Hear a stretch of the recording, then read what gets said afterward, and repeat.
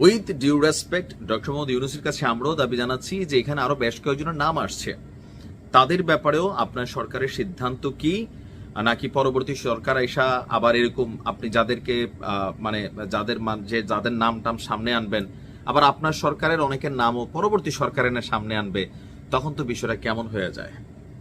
আমরা এখানে আপনার উপদেষ্টাদের মধ্যেও অনেকের পিএস এপিএস এর সাগর লুটপাটের ঘটনা শুনছি, বাট এগুলো নিয়ে কার্যকর পদক্ষেপ পরবর্তী কি হইল সেটা কিন্তু আমরা জানলাম না। যাই হোক, এটাও নিশ্চয়ই আসবে আজকে অথবা কালকে। তবে ডক্টর ইউনূসের অ্যাকশন শুরু, কেউই রেহাই পাবে না, কারণ তালিকা রেডি করা হয়েছে।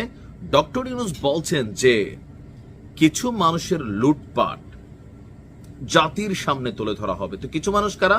চোখ বন্ধ করে বলা যায় আওয়ামী লীগের সাপোর্টার, আওয়ামী লীগের এমপি মন্ত্রী নেতা, অথবা তাদের সাথে কানেক্টেড প্রশাসন থেকে শুরু করে বিভিন্ন সেক্টরের মানুষ। তো উনি ক্ষমতায় আসার পর না, এগুলো এখন আপাতত